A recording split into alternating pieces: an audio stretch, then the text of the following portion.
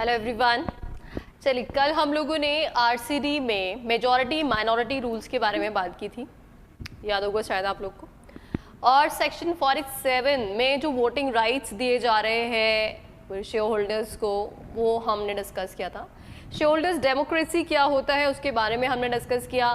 Companies act ने क्या power दे रखे हैं और कौन कौन से राइट जो है शेयर होल्डर्स अपनी मीटिंग में एक्सरसाइज कर सकते हैं, इन सब की बातें हमने कर ली थी। अब हमने एक बात की थी कि कंपनी में दो तरीके से पावर्स को सेग्रीगेट किया गया है। कुछ पावर्स बोर्ड ऑफ डायरेक्टर्स को ही दे रखे हैं और कुछ पावर्स शेयर होल्डर्स खुद एक्सरसाइज करते हैं। ठीक है, तो शेयर होल्डर्स जो पावर्स एक्सरसाइज करते हैं उसके लिए सेक्शन 114 में टाइप्स ऑफ रेजोल्यूशन के बारे में बात की गई है। Section 114 types of resolution. General meeting में दो टाइप के रेजोल्यूशन पास करते हैं। वैसे ये पूरा टॉपिक जो है जनरल मीटिंग्स, बोर्ड मीटिंग, ये हम लोग ड्राफ्टिंग में पढ़ेंगे, वहाँ पे पूरा डिटेल आएगा सब कुछ, बट क्योंकि यहाँ पे रेलेवेंट है तो इसलिए एक बार वापस से बता देती हूँ आप लोग को। तो यहाँ पे ordinary resolution and special resolution, दो टाइप के रेजोल्यूशन पास किए जाते हैं। तो ordinary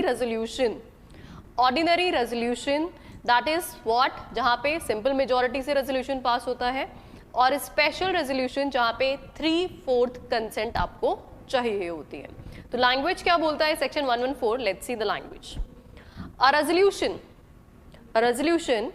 shall be an ordinary resolution if notice has been duly given and it is required to be passed by what? The votes cast in favor of the resolution, including the vote cast if any of the chairman exceed the vote if any cast against the resolution. देखो इसने clear cut क्या बोला कि सबसे पहली बात तो आपने एक प्रॉपर नोटिस दिया होगा। कोई भी रेजोल्यूशन पास कब किया जाता है? मीटिंग के अंदर। तो मीटिंग का आपने प्रॉपर नोटिस दिया। एक तो नोटिस की बात होनी चाहिए, नोटिस मस्ट बी प्रॉपर। और फिर प्रॉपर नोटिस देने के बाद जो मीटिंग कॉल हुई है वहां पे वोटेड फॉर ज्यादा होने चाहिए किससे? वोटेड अगेंस्ट से। वोटेड फॉर ज्यादा होने चाहिए वोटेड अगेंस्ट से। इंक्लूसिव वोटेड फॉर में चेयरमैन का कास्टिंग वोट भी इंक्लूड होता है, including casting vote of chairman. I guess सब लोगों ने कास्टिंग वोट का नाम सुना होगा। कास्टिंग वोट, कोई ऐसा है जिसने कास्टिंग वोट नहीं सुना है आज तक? कास्टिंग वोट जल्दी जल्दी बताओ, सबने सुना है क्या casting vote? Okay, fine, very good. Definitely casting vote सब लोगों ने सुना है, एग्जीक्यूटिव में पढ़ा भी होगा। तो चेयरमैन का सेकंड वोट होता है ये। This is what, second vote. अच्छा, सेकंड वोट चेयरमैन का, ये क्या मतलब हुआ? इसका मतलब ये हुआ कि अगर इक्वालिटी ऑफ वोट हो जाता है, equality of vote that means voted for voted against दोनों बराबर बराबर हो जाते हैं, तो इन दैट केस रेजोल्यूशन को पास कराने के लिए चेयरमैन को हम एक और वोट कास्ट करने का टाइटल देते हैं, राइट देते हैं। तो वो सेकंड वोट कास्ट करके रेजोल्यूशन को पास करा सकता है। This is called casting vote. तो ऑर्डिनरी रेजोल्यूशन में हम यहाँ पे देख सकते हैं कि मेजॉरिटी ऑफ मेंबर्स की कंसेंट से किया गया काम भी एब्सोल्युटली वैलिड होता है। कतई जरूरी नहीं है कि हम यूनानिमस कंसेंट ले, कतई जरूरी नहीं है 100% कंसेंट लेना, बिल्कुल पॉसिबल होता भी नहीं है, राइट। वेयर एज अगर मैं स्पेशल रेजोल्यूशन की बात कर रही हूं तो यहाँ पे स्पेशल रेजोल्यूशन से क्या मतलब होता है? A resolution shall be special when the intention to propose the resolution as a special resolution has been duly specified in the notice calling general meeting or other intimation given to the members of the resolution। तो एक चीज तो clear cut है कि notice में आपने clearly mention किया कि हम फला फला रेजोल्यूशन जो है उसको as a special resolution pass करना चाहते हैं, ऐसा नोटिस में क्लियरली प्रेस्क्राइब होना चाहिए। तो जब आप नोटिस का ड्राफ्ट करते हैं तो उसमें आपको ये चीज़ ध्यान देनी पड़ेगी कि हम उसमें क्लियरली लिखेंगे, इंटेंशन क्लियर होना चाहिए कि resolution is required to be pass by special. तो intention to pass SR pass करने के इंटेंशन क्लियर कट लिखे होने चाहिए। Secondly, the notice required under this act has been duly given.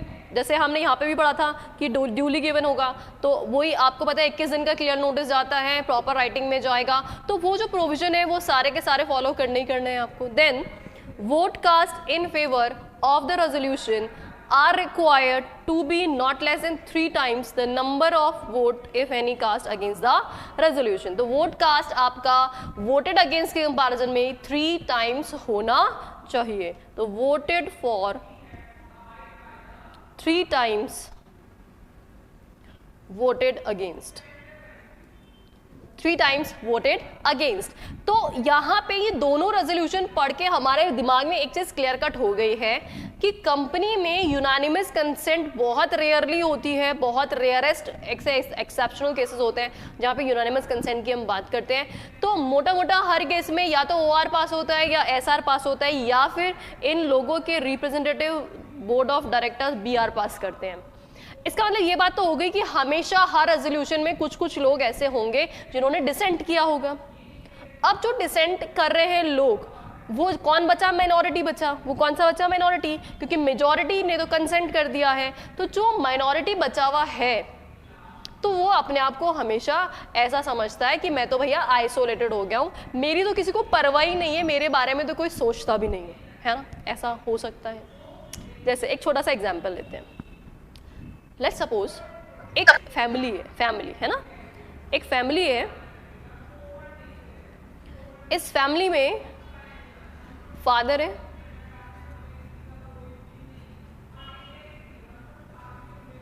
Mother है और उनके 2 बच्चे हैं। लेट्स अज्यूम, है ना, father, mother, son and daughter. ये एक स्वीट सी छोटी सी फैमिली है 4 लोगों की, ठीक है। अच्छा, ये जो सन एंड डॉटर, ये भी बहुत छोटे बच्चे नहीं है, बड़े हो गए हैं, टीनेजर्स हैं। अच्छा, अब ये लोग क्या प्लान कर रहे हैं कि हम वेकेशंस में कहीं बाहर घूमने चलते हैं ना, प्लान कर रहे हैं, आउटिंग का प्लान हो रहा है, आउटिंग। अब आउटिंग का प्लान हो रहा है तो इन चारों के अपने अलग अलग इंटरेस्ट हो सकते हैं। प्रोबेबिलिटी है कि चारों लोग 4 अलग अलग जगह के नाम प्रपोज कर दें, माइट भी प्रोबेबिलिटी है। मान लेते हैं फादर जो है वो ये बोलते हैं कि एक काम करते हैं, हम लोग शिमला चलते हैं, है ना। फादर का फेवरेट प्लेस शिमला चलते हैं, एकदम ठंडी में, या फिर कहीं मनाली चलते हैं, या कहीं भी ऐसी जगह जहाँ, या कश्मीर चलते हैं, ऐसी जगह पे। अच्छा, मम्मी जो है उनको तो हमेशा केदारनाथ जाना होता है ना, या कहीं भी ऐसे वैष्णो देवी जाना होता है, मतलब उनको हमेशा ऐसे रिलीजियस प्लेसेस पे जाना होता है। तो लेट्स अज्यूम वैष्णो देवी, तो उन्होंने बोला JNK चलते हैं, वहाँ पे वैष्णो देवी के दर्शन भी हो जाएंगे, घूम भी लेंगे। अब ये दोनों बच्चे हैं, ये बोलते हैं यार ये क्या ही है, लोग कोई जम्मू कश्मीर जाने की बात कर रहा है, कोई शिमला जाने की बात कर रहा है, हमें नहीं जाना ये सब जगह पे, हमें तो गोवा जाना है। कहाँ जाना है? गोवा जाना है। इट मीन्स एक ही घर के लोगों के व्यूज डिफरेंट डिफरेंट है कि नहीं है। अब इन्होंने बोला कि एक काम करते हैं, चलो एक काम करते हैं, हम यहाँ पे जो मेजॉरिटी बोलेगी ना, मेजॉरिटी जो बोलेगी उसके कंसेंट से यहाँ पे काम किया जाएगा, मेजॉरिटी का डिसीजन फाइनल डिसीजन होगा। तो अब मम्मी की बात जो है वो पापा टाल दे, ऐसा हो नहीं सकता। तो बाय डिफ़ॉल्ट उनका शिमला का प्रपोजल तो उन्होंने साइड में रख दिया है और उन्होंने कंसेंट कर दिया है JNK के लिए। किसके लिए? JNK के लिए उन्होंने कंसेंट कर दिया है। और हो सकता है ये दोनों बच्चे भी अपना अलग अलग प्लेस बता रहे हैं, कोई गोवा बता रहा है, कोई बोल रहा है आउट ऑफ इंडिया चलो, आउटसाइड इंडिया, ऐसा कुछ प्लान चल रहा हो। तो ऐसा कुछ भी केस हो सकता है। तो मान लेते हैं, लेट्स अज्यूम मम्मी की बात फाइनली जो सबको माननी पड़ रही है, क्योंकि फाइनली खाना वाना भी हमें चाहिए, शाम को खाना नहीं मिलेगा नहीं तो यहाँ पे मम्मी की बात मान करके फाइनली जो प्लेस डिसाइड हुआ है वो JNK डिसाइड हुआ है कि जम्मू एंड कश्मीर चलेंगे, ठीक है। अब ये जो प्लेस डिसाइड हुआ है इसमें ये दोनों बच्चे बहुत दुखी हो रहे हैं, बहुत ज़्यादा दुखी हो रहे हैं। वो ये बोलते हैं कि यार हमारी बात तो कभी मानते ही नहीं है, हमारी तो कोई वैल्यू नहीं है घर में, हमारी कोई औकात नहीं है ना। कभी कभी आपके मन में भी ऐसी फीलिंग आती होगी कि यार हम तो कहीं स्टैंड ही नहीं करते हमारे घर में, मतलब जो बाकी सब लोग बोलेंगे वही होगा। और स्पेशली जो घर का सबसे छोटा बच्चा होता है वो तो बोले कि हाँ ठीक है भैया, भैया जो बोलेंगे वो होगा, दीदी बोलेगी वो होगा, मम्मी पापा सब जो बोलेंगे वो होगा, मेरी तो कोई कदर ही नहीं है इस घर में, है ना। तो दुखी हो सकता है ऐसा। लेकिन अगर वो ये दुखी हो रहा है तो इसका मतलब क्या वो कोर्ट में चला जाए? क्या कोर्ट में जाके नॉक नॉक कर दे, नॉक नॉक, जज साहब मेरी मम्मी मेरा कहना नहीं मानती है, मेरे पापा मेरा कहना नहीं मानते हैं, मेरी दीदी मेरा कहना नहीं मानती है, और उठा करके केस फाइल कर दे कि मेरे साथ कतई अन्याय होता है घर में, मेरी कोई कुछ नहीं सुनता? क्या वो ऐसा करके कोर्ट में जा सकता है? तो आंसर है नो, ऑफ कोर्स नॉट। ऐसे थोड़ी ना है कि हर छोटी छोटी बात पे घर में लड़ाई करोगे और कोर्ट में पहुंच जाओगे। कोर्ट बोलेगा यार तुम्हारे घर का मामला है, घर में सलटा लो। जब तक बहुत सीरियस मामला नहीं होता कोर्ट में आने की कतई ज़रूरत नहीं है। एग्जैक्टली ये जो पूरी फैमिली है, ये किसकी फैमिली है? कंपनी की फैमिली है। ये कौन है? कंपनीज मेंबर्स है, कंपनी के शेयर होल्डर्स हैं। और ये जो शेयर होल्डर्स मेंबर्स है कंपनी के, अब घर में 4 लोगों के व्यूज अलग अलग होते हैं। तो आप सोचो, जस्ट इमेजिन एक कंपनी में लाखों मेंबर्स हैं, 1 लाख, 5 लाख, 10 लाख, और पता नहीं दुनिया के कौन कौन से कोने से उठ के आए हैं, तो उनके सोचने के तरीके तो डेफिनेटली डिफरेंट होंगे ही होंगे। तो उन सबके व्यूज कभी भी एक जैसे हो ही नहीं सकते, तो कंसेंट कभी भी आना पॉसिबल होगा ही नहीं, पॉसिबल ही नहीं है। सोच ही नहीं सकते कि सबके सब एक जैसा सोचें और कंसेंट दे करके काम करना स्टार्ट कर दें। अभी रिसेंटली आप देखेंगे, अभी हर चीज़ को लेकर के लोगों के व्यूज़ देखो आप।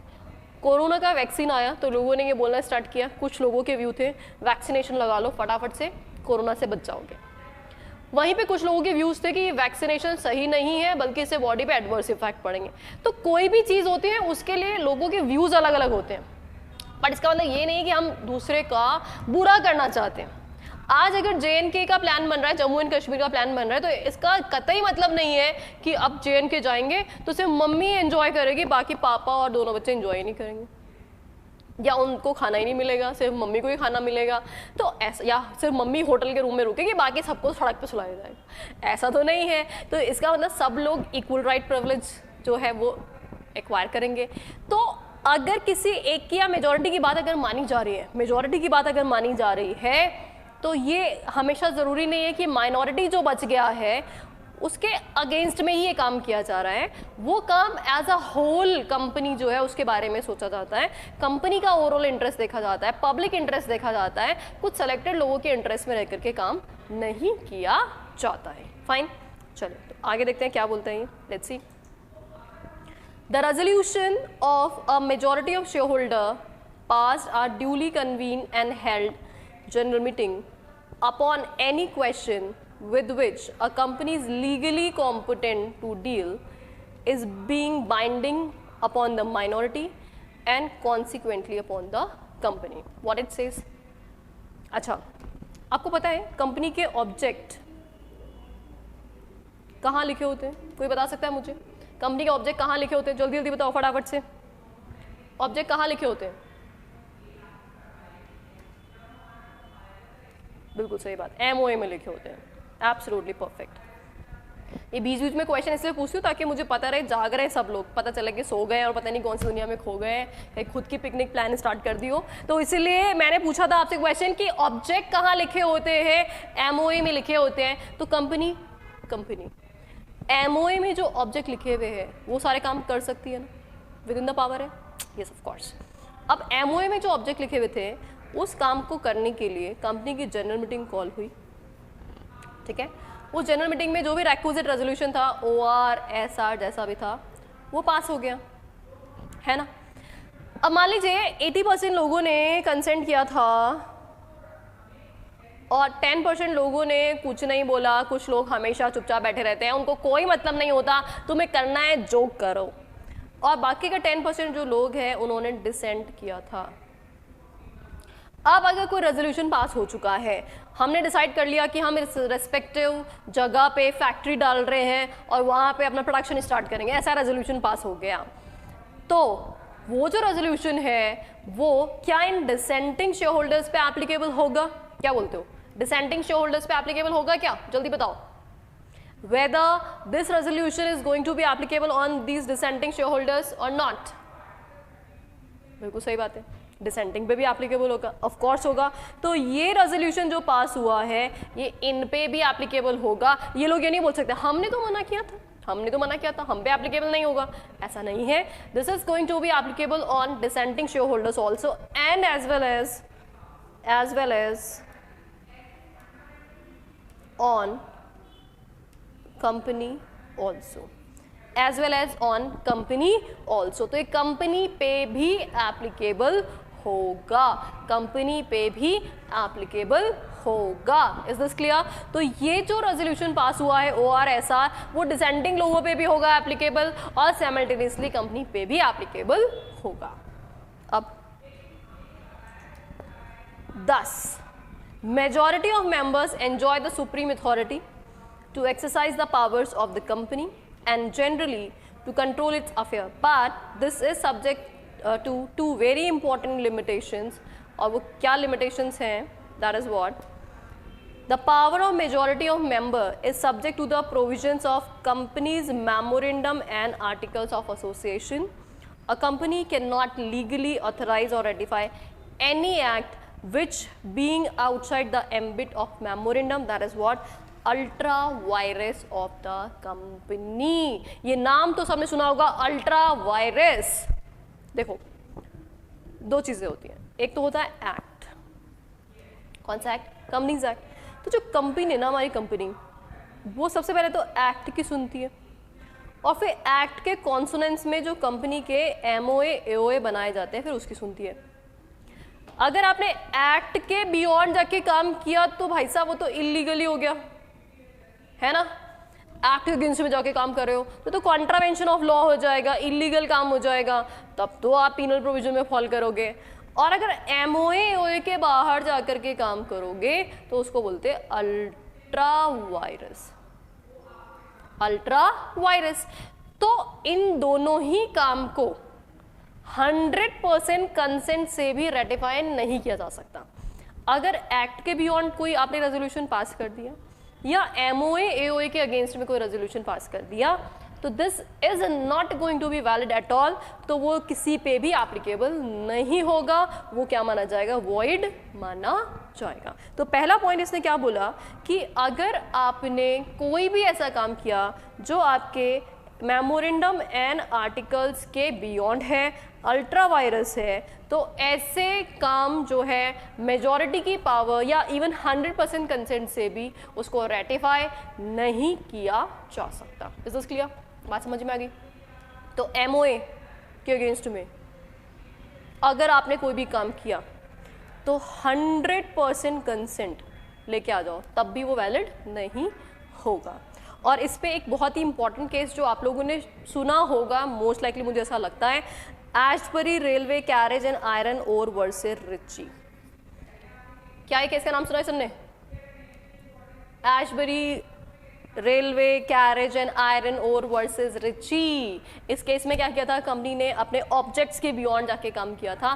तो ऑब्जेक्ट के बियॉन्ड जाके किया गया काम यूनानिमस कंसेंट से भी रेटिफाई नहीं हो सकता, नहीं हो सकता और नहीं हो सकता, है ना। इसलिए सोचना भी मत कि हम सब मिलकर के गलत काम ठीक कर देंगे।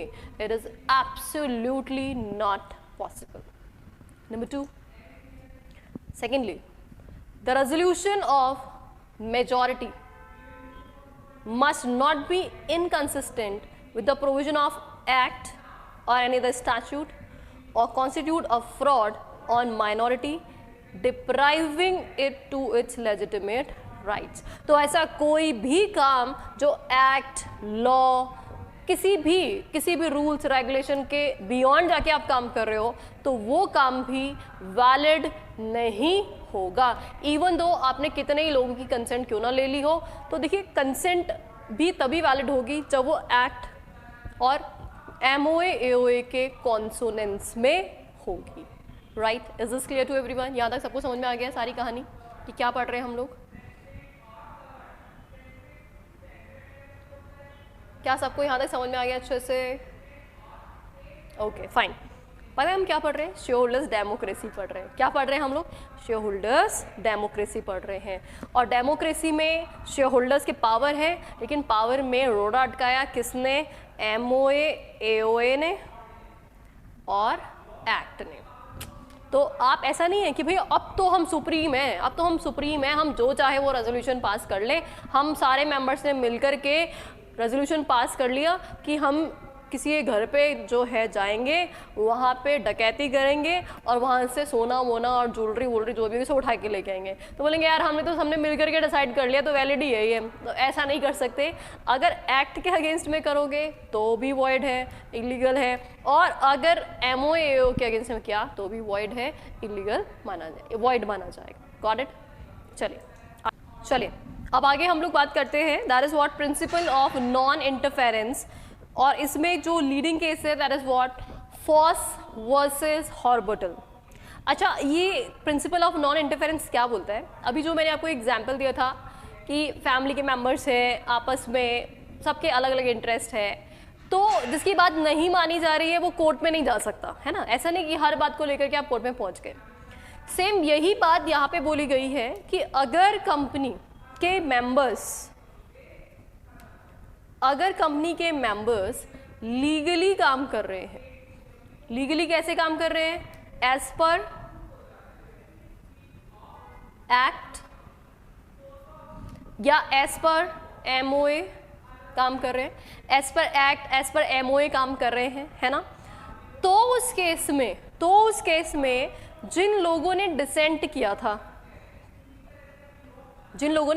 था, क्या वो लोग कोर्ट में जा सकते हैं? तो बिल्कुल नहीं जा सकते। कोर्ट बोलते हैं यार कमाल है, तुम्हारे घर के मामले, तुम्हारे इंटरनल मामले, हर चीज़ में तुम हमारे पास अप्रोच मत करो, हम हर मामले को नहीं देखते रहेंगे। तो ऐसे केसेस में कोर्ट बोलता है यार तुम्हारे मामले तुम सुलटाते रहो, हमारे पास वैसे ही इतने केसेस हैं, हम वही सल्टा लें, वही बहुत बड़ी बात है, और तुम बिना फालतू के केसेस ला करके और हमारा बर्डन बढ़ा दोगे।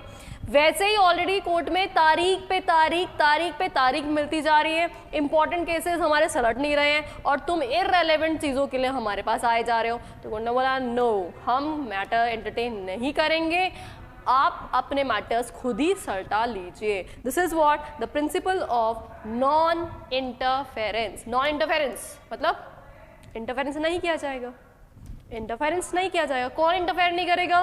कोर्ट इंटरफेयर नहीं करेगा। कौन इंटरफेयर नहीं करेगा? कोर्ट इंटरफेयर नहीं करेगा। किसमें इंटरफेयर नहीं करेगा? Company day to day operation, companies day to day operation. तो कंपनी के जो डे टू डे ऑपरेशंस हैं उनमें कोर्ट इंटरफेयर नहीं करेगा।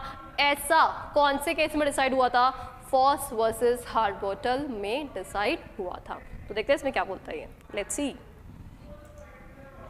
The general principle of company law is that every member holds equal rights with other members of the company in same class।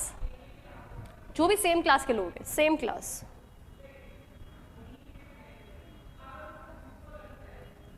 have same rights। क्या ऐसा है कि नहीं है? क्या आप सब लोग इस पॉइंट से अग्री करते हैं? करते हैं सब लोग अग्री? अरे जल्दी जल्दी बताओ। सब लोग अग्री करते हैं सेम क्लास को सेम राइट्स, ऐसा है? अच्छा, कैसे है? कोई एक एग्जांपल दे सकते हो कि सेम क्लास को सेम राइट होंगे? Any example in this regard? Right, voting right absolutely correct है। अच्छा, जैसे फॉर एग्जांपल मान लीजिए अगर कंपनी ने ऑर्डिनरी इक्विटी शेयर इशू कर रखे हैं तो 1 शेयर पे 1 वोट मिलेगा सभी को, चाहे कोई सा भी होल्डर क्यों ना हो, सबको 1 शेयर पे 1 वोट मिलेगा। कंपनी अगर डिविडेंड दे रही है 10% का तो सबको ही 10% डिविडेंड मिलेगा, मतलब वहाँ पे सेम राइट्स होंगे। अगर डीवीआर वाले शेयर्स हैं, डीवीआर जहाँ पे कंपनी ने ये बोला था कि 1 शेयर पे आपको 0.8 वोट मिलेगा, ऐसा कंपनी ने बोला, तो फिर डेफिनेटली सबको ही 0.8 वोट मिलेगा, मतलब सबके साथ सेम बिहेवियर हो रहा है, डिफरेंट बिहेवियर नहीं किया जाएगा, डिफरेंट बिहेवियर नहीं किया जाएगा। Got it? अच्छा, आगे देखते हैं। Since the majority of members are in advantageous position to run the company according to their command, the minority of shareholders are often oppressed. Minority of shareholders are often oppressed. The company law provides for adequate protection for the minority shareholders when their rights are trampled by the majority, but the protection of minority is not generally available when majority does anything in the exercise of powers for internal administration of a company. अब देखो इस point को हम ऐसे समझते हैं, company में कोई भी रेजोल्यूशन पास हुआ, रेजोल्यूशन पास्ट,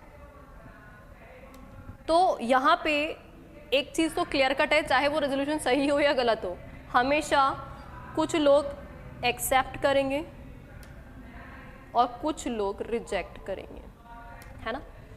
अगर मेजॉरिटी ने एक्सेप्ट कर दिया तो रेजोल्यूशन पास हो जाएगा। अब जो रिजेक्टेड वाले कौन है, माइनॉरिटी है, बाकी बचे हुए लोग जिन्होंने रिजेक्ट किया है। तो यहाँ पे दो केसेस हो सकते हैं, there can be two situations. उनके राइट पे एडवर्स इम्पैक्ट नहीं है, जनरली कंपनी के मैनेजमेंट, कंपनी के बिजनेस को अच्छे से स्मूथ वे में रन करने के लिए काम किया गया था। तो इफ नो एडवर्स इफेक्ट, और दूसरा केस एडवर्स इफेक्ट हो सकता है, एडवर्स इफेक्ट। अगर एडवर्स इफेक्ट नहीं है, अगर एडवर्स इफेक्ट नहीं है तो क्या वो कोर्ट में जा सकते हैं? तो आंसर है नो, डेफिनेटली नॉट। वो कोर्ट में अप्रोच नहीं कर सकते, कोर्ट में नहीं जा सकते। लेकिन अगर उनके इंटरेस्ट पे एडवर्स इफेक्ट होगा तो वो कोर्ट में जा सकते हैं क्या? Yes of course. फिर उस मामले में कोर्ट में आप केस फाइल कर सकते हैं और फिर कोर्ट इंटरफेयर कर लेगा। तो जो जनरल रूल है हमारा नॉन इंटरफेरेंस का, उसका एक्सेप्शन हो जाएगा। तो जब भी माइनॉरिटी के साथ आप ऑपरेसिव करेंगे, कोई भी गलत काम करेंगे, उनके इंटरेस्ट के अगेंस्ट में काम करेंगे, तो कोर्ट में इंटरफेयर किया जा सकता है। वो अपनी गुहार कोर्ट में जाके लगाएंगे और कोर्ट डेफिनेटली उनके उस केस को एक्सेप्ट करेगा। ठीक बात, क्लियर है सबको? यहां तक समझ में आ गया होगा आई गेस। चलिए अब आगे बढ़ते हैं हम लोग। The court will not usually intervene at the instance of shareholder in the matter of internal administration and will not interfere with the management of the company by its directors so long they are acting within the power conferred on them under the articles of the company। तो ये बहुत general बात जो हम इतनी देर से गा ही रहे हैं कि अगर आप एक्ट या अपने MOA के अंदर रह के काम कर रहे हैं तो कोर्ट इंटरफेयर नहीं करेगा, अदरवाइज कोर्ट इंटरफेयर करेगा। In other words, the articles are protective shield for majority of shareholders who compose the board of directors for carrying out their object at the cost of minority of shareholder. The basic principle of non-interference with the internal management of company by the court is laid down in celebrated case of Foss versus Horbutel. No action can be brought by a member against the directors in respect of a wrong alleged to be committed to a company। तो अगर किसी भी case में अगर उनका law का violation होगा तो ही कोर्ट इंटरफेयर करेगा, otherwise in normal circumstances, day to day administration, day to day management में court is not going to interfere in the matters of the company. तो उसी बात को घुमा करके डिफरेंट लैंग्वेज में इलाबोरेट किया है, बाकी सेंस एक ही है। कंपनी में रेजोल्यूशन में ORSR पास होगा तो कुछ लोग डिसेंटिंग शेयर होल्डर्स होंगे ही होंगे। वो जो डिसेंटिंग शेयर होल्डर्स है वो माइनॉरिटी है।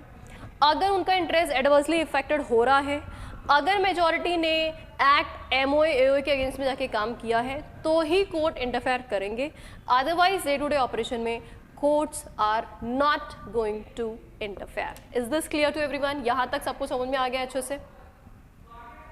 यहाँ तक के कंसेप्ट में कोई कंफ्यूजन आ रहा हो किसी के दिमाग में तो बोल सकता है एक बार फटाफट से, और नहीं तो हम आगे कंटिन्यू करते हैं।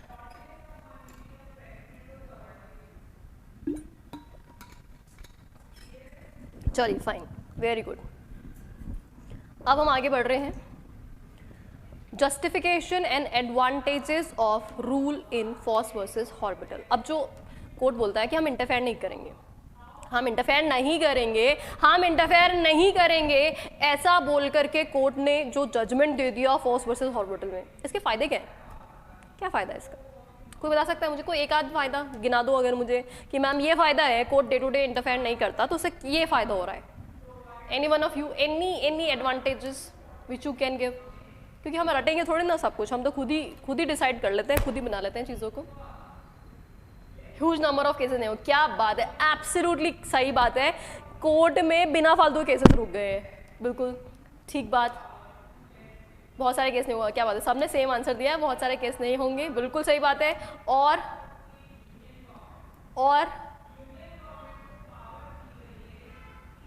टाइम सेविंग, कॉस्ट सेविंग, बिल्कुल सही बात है, जब बिना फालतू के केस नहीं होंगे तो कोर्ट के टाइम सेव हो जाएंगे, कॉस्ट सेव भी होगी। और क्या फ़ायदे हो सकते हैं? रिसोर्सेज, सही बात है, ठीक है। अच्छा एक बात बताओ, आज मुकेश अंबानी, नाम सुना है सबने मुकेश अंबानी का? सुना ही होगा ऑफ कोर्स। रिलायंस में उन्होंने करोड़ एंड करोड़ का इन्वेस्टमेंट कर रखा है ना, करोड़ एंड करोड़ का, करोड़, इतना सारा पैसा इन्वेस्ट किया हुआ है। ओके, तो कंपनी में मुकेश अंबानी जो है उनको ज़्यादा पड़ी है, या फिर एक इन्वेस्टर हूँ मैं, सोनम जैन नाम है मेरा, और मैंने कंपनी में 10,000 रुपये इन्वेस्ट किए हैं, बताओ किसको ज़्यादा पड़ी है, किसका ज़्यादा पैसा लगा हुआ है, मुकेश अंबानी जी का कि मेरा? ऑफ कोर्स मुकेश अंबानी जी का, करोड़ एंड करोड़ रुपए इन्वेस्ट किए हुए उन्होंने। तो कंपनी का ज़्यादा बेनिफिट कौन सोच सकता है, मुकेश अंबानी जी की मैं? बताओ आप, who can think better for company, whether me or Ambani ji? जल्दी बताओ। Yes of course Mukesh Ambani ji, definitely. तो मेरा तो सिर्फ 10,000 रुपये लगा है भैया, उनके करोड़ों अरबों रुपए लगे हुए हैं, तो उनको ज़्यादा अच्छे से पता है कि कंपनी को कैसे मैनेज करना है ना। अब मैं हूँ ऐसे इंसान जो बहुत डर लगता है, जिसको रिस्क लेने की बिल्कुल कतई नहीं पड़ी है, और मुकेश अंबानी जी एकदम बड़ा दिल है उनका, बोले कि यार कोई बात नहीं, नया बिजनेस सेटअप करेंगे, रिस्क होगी, लॉस होगी, कोई बात नहीं, इट्स ऑल राइट, हम तो लेकिन बिजनेस डालेंगे, है ना। अब अगर मान लो मुझे ये राइट मिल जाए कि मैं छोटी सी माइनर शेयर होल्डर और मुकेश अंबानी के किसी भी एक्ट के अगेंस्ट में कोर्ट में चली जाऊं, तो मुकेश अंबानी बोलेंगे यार मैंने 1000 करोड़ लगाए थे, 10,000 करोड़ कंपनी में इन्वेस्ट किए थे ताकि मैं अपने हिसाब से कंपनी को चला सकूं, मुझे रिस्क लेना है, मैं रिस्क ले सकूं। ये नालायक लोग जो रिस्क नहीं लेना चाहते, पता नहीं कहाँ से मेरी कंपनी में आ गए और अब मुझे कोई काम ही नहीं करने दे रहे हैं। तो क्या ये मुकेश अंबानी के साथ अन्याय है कि नहीं है, ये बताओ, क्या ये मुकेश अंबानी के साथ अन्याय है कि नहीं है? जल्दी बताओ।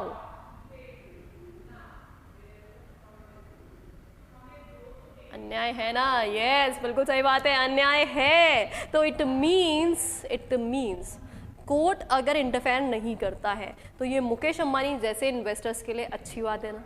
तो जो बड़े इन्वेस्टर्स हैं उनको उनके इन्वेस्टमेंट के हिसाब से डिसीजन लेने का राइट मिलना चाहिए, नहीं तो कोई भी इन्वेस्टमेंट करेगा ही नहीं कंपनी में कोई भी 1-1 रुपये लगा देगा, बोला ठीक है यार 1 रुपये लगा दिया, इंटरफेयर कर देंगे, फिर अपनी मनमानी चलाते रहेंगे। तो no company will be able to perform their work. कोई भी कंपनी में कोई भी नया काम हो ही नहीं पाएगा अगर आप अपने ऑब्जेक्ट में कुछ काम कर रहे हो, सब कुछ ठीक ठाक कर रहे हो, लीगली कर रहे हो, फिर भी कोई ना कोई अड़ंगा लगाएगा और आपका काम बीच में अटक जाएगा। तो ऐसे केसेस में कोर्ट का नॉन इंटरफेरेंस बहुत ज़रूरी होता है। तो बड़े इन्वेस्टर्स को बेनिफिट प्रोवाइड करता है उनके इन्वेस्टमेंट का। ठीक है, एक तो बेनिफिट ये हो गया।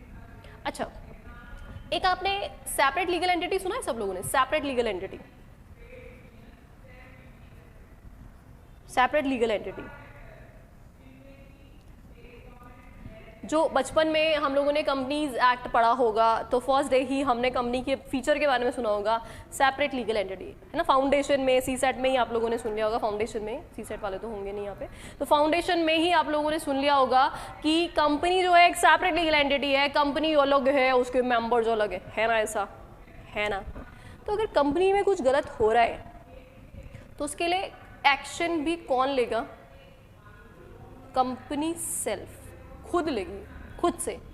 मेंबर्स कौन होते हैं बीच में टांग अड़ाने वाले? अगर किसी ने कोई गलत काम किया, कंपनी के किसी डायरेक्टर ने कुछ गलत किया या कंपनी के किसी मेंबर ने कुछ गलत किया, तो who is going to take action? Company itself will take the action itself.